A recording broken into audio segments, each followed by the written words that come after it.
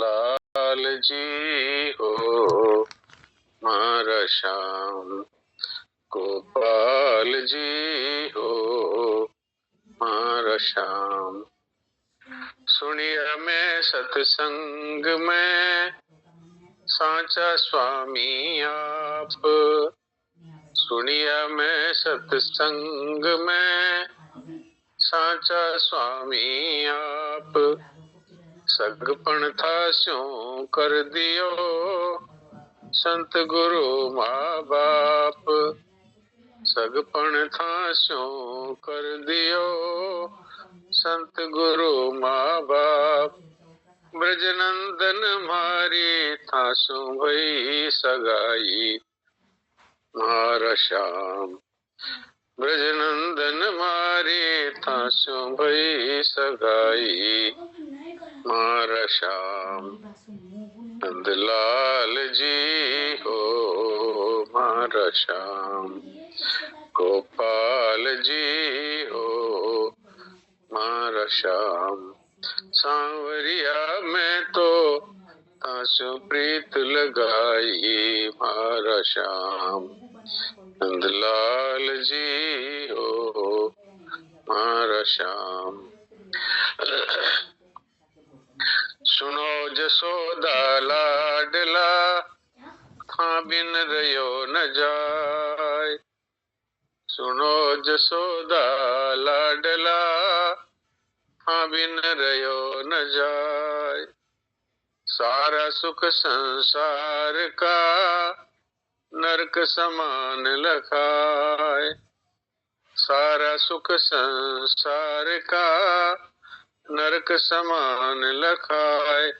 मनमोहन में तो जग सु हुई पराई मारा श्याम, मनमोहन में तो जग सु हुई पराई मारा श्याम। नंदलाल जी हो मारा श्याम, गोपाल जी हो मारा श्याम। तासु गिरधर लाल जी मोड़ी पड़ी पिछाण, तासु गिरधर लाल जी मोड़ी पड़ी पिछाण।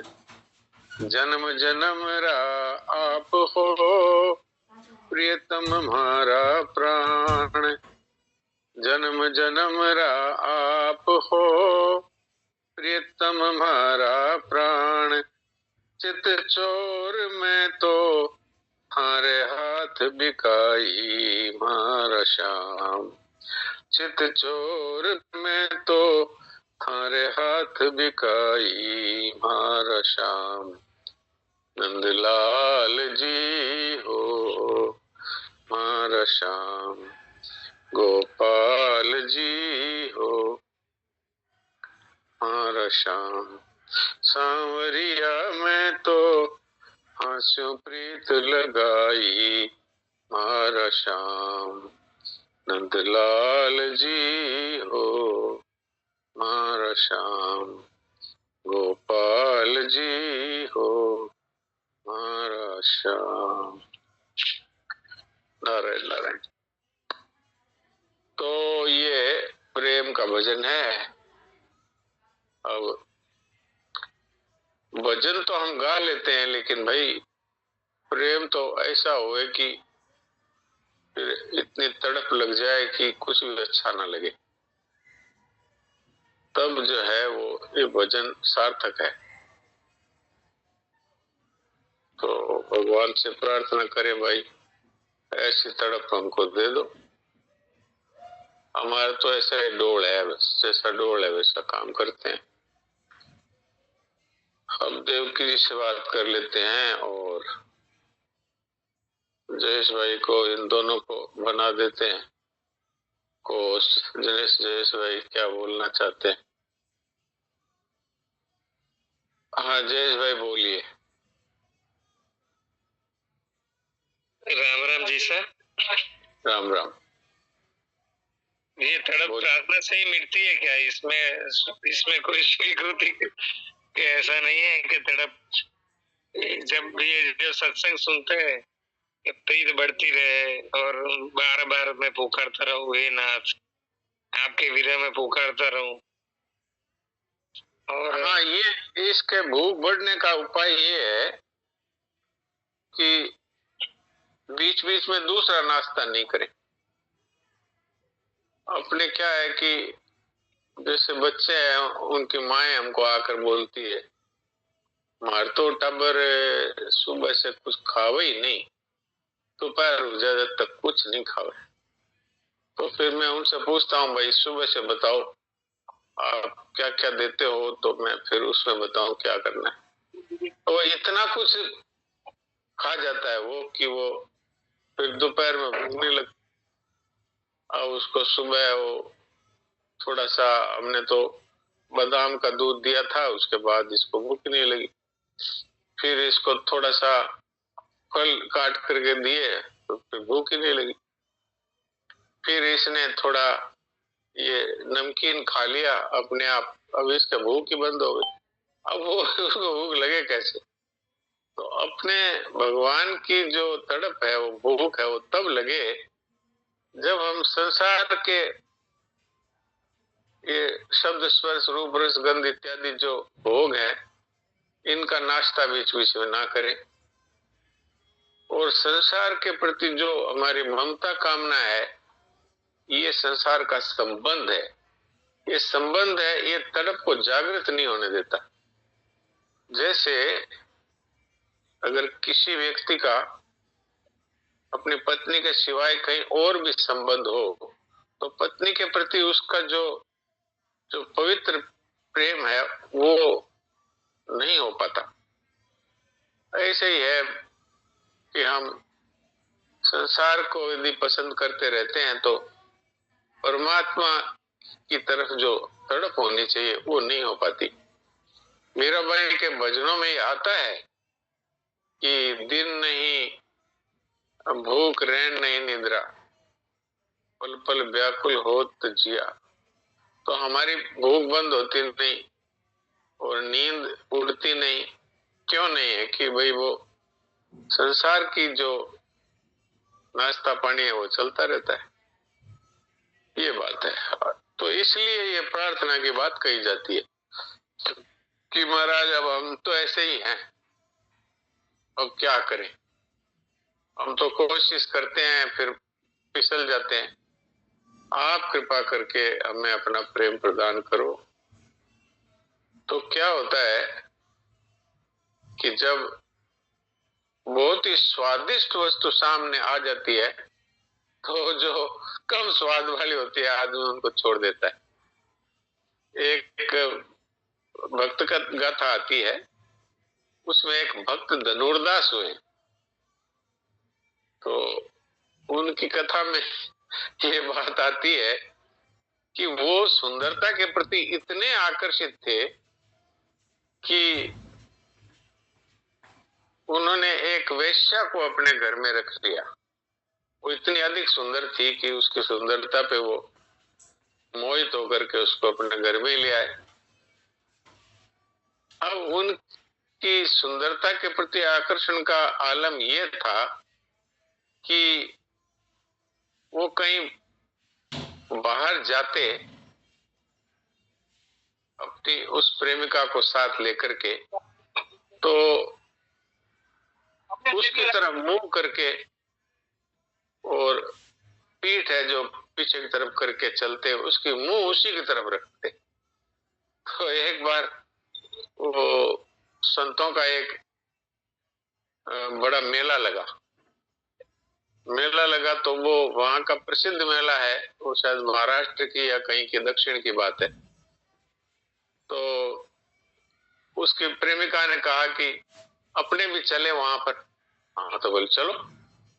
तो सब लोग जा रहे थे तीर्थ यात्रा में, उस टाइम पैदल चलते थे। तो वो सबके बीच में भी ऐसा ही था कि वो अपनी प्रेमिका की तरफ मुंह करके उल्टा ही चल रहा था।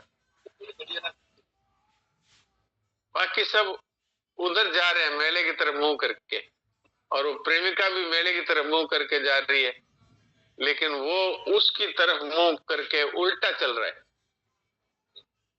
तो लोगों ने जाकर के वो वहां पर एक संत थे जिस मंदिर में ये उत्सव होने वाला था, उनसे जाकर कहा कि एक ऐसा पागल आदमी है कि जो ऐसे चल रहा है। और तब तक बहुत उसकी चारों तरफ बातें हो चुकी थी, दूर दूर तक गांव में उनकी बातें हो गई थी। तो पंडित जी ने कहा अच्छा ऐसा कौन है कि देखो वो अपनी प्रेयसी की तरफ मुंह करके उल्टा चलता है, यहाँ भी ऐसे ही आ रहा है। तो अब संतों के क्या है कि ये कृपा का भाव होता है। कहा उसको लाओ हमारे से मिलाओ।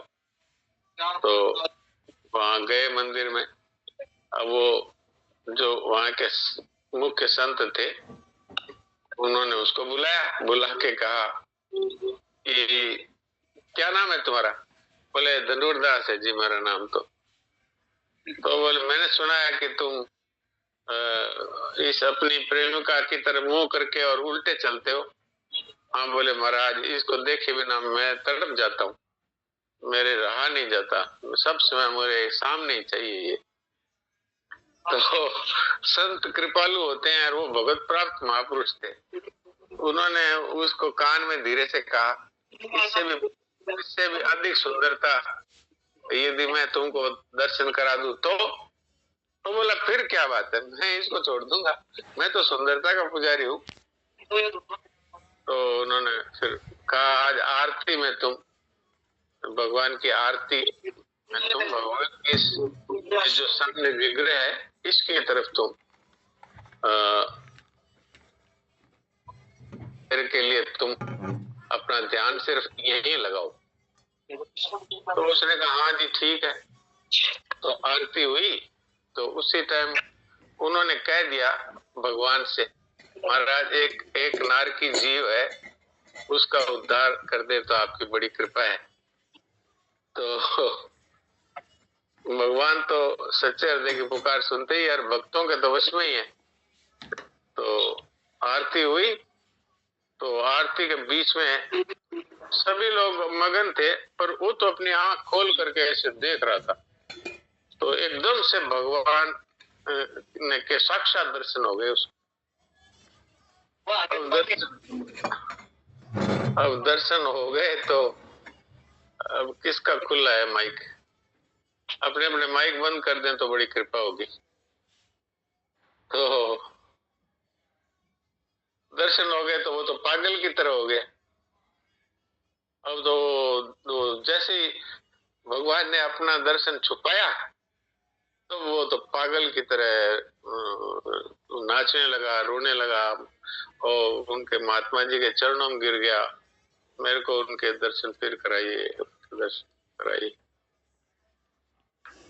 अब उसकी सांसारिक आसक्ति कहाँ रह सकती है भगवान के दर्शन होने के बाद? वो तो अनंत कामदेवों के भी महान कामदेव है, वो इतने सुंदर है, भगवान की सुंदरता का कोई वर्णन ही नहीं हो सकता शब्दों में भी। तो ये बात है। तो जब तक हम दूसरे नाश्ते पानी करते रहते तब तक भूख नहीं आती। तो भगवान से प्रार्थना करने की बात इसलिए कही जाती है कि भाई हमारे वश में कुछ नहीं है, तो हम तो ऐसे ही स्वभाव वाले हैं। तो भगवान के सामने बैठकर रोए कि महाराज क्या करें, अब आप कृपा करो। इसलिए सदानंद जी महाराज ने ये प्रार्थना कही कि हे नाथ हमें प्यारे लोगो, तुम हमें प्यारे लग जाओ, प्यारे लग जाओ। देवकी जी सुना दीजिए जरा। जी साहब, तो आप ही प्रार्थना कर दीजिए हम सब सत्संगियों को, प्रभु दर्शन दे दे, अब उनके सिवा और कुछ प्यार ये तो आप ही कृपा कर दीजिए। अब तो ये तो ऐसे आपके सत्संगी आपके ही है। हाँ, मैं मेरे में कितनी सामर्थ्य है और कितनी कमी है ये तो मैं जानता हूँ। आप लोग मुझे बहुत अच्छा समझते हैं, लेकिन भगवान तो सब जानते हैं ना। तो इसलिए मैं तो आपसे भी अपने आप को कमजोर मानता हूँ। तो इसलिए आप लोग प्रार्थना करो कि भाई मेरे को भी भगवान कृपा करें।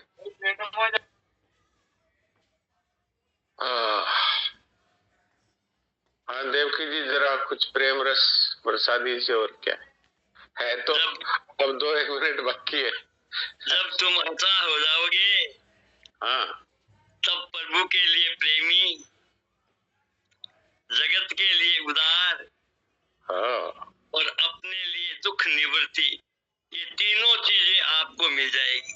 अब देख लो भाई, उपाय तो बता दिया। ये भगवान ने बताया ये उपाय, तो सन्नान जी महाराज के माध्यम से और देवकी जी के माध्यम से, कि तुम जब अच्छा हो जाओगे तो प्रेम भी मिल जाएगा, स्वाधीनता भी मिल जाएगी और अमरता भी मिल जाएगी। तो भाई देख लो, अच्छा होना तो बड़ा सुगम है। सुगम इसलिए है कि वो अंगूर खट्टे हैं, तो फिर अंगूर नहीं चाहिए ऐसा बोलने में क्या जोर आता है। अंगूर खट्टे हैं, मतलब अपने अंगूर तक नहीं पहुंच पा रहे, तो फिर हमें नहीं चाहिए एक कह के इज्जत तो बचा सकते हैं ना। तो ऐसे संसार की वस्तुएं हमें मिलने वाली तो है नहीं, तृप्ति इनसे होनी है नहीं, तो अपने ये कह दे हमें नहीं चाहिए, तो नहीं चाहिए तो बस हो गया काम। भगवान ने अपना प्रेम देने को तैयार बैठे, और जब तक ये कहें कि ये चाहिए वो चाहिए, ऐसा होना चाहिए ऐसा नहीं होना चाहिए, तब तक भगवान भी कहते हैं ठीक है खेलते रहो।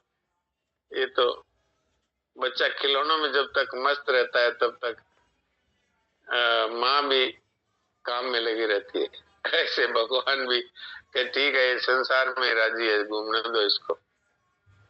तो ये बात है। अच्छा है, ये है इसकी चाबी जयेश भाई, ये है तड़प बढ़ने की चाबी है। अच्छा जी सर। अपने तो भाई क्या करें।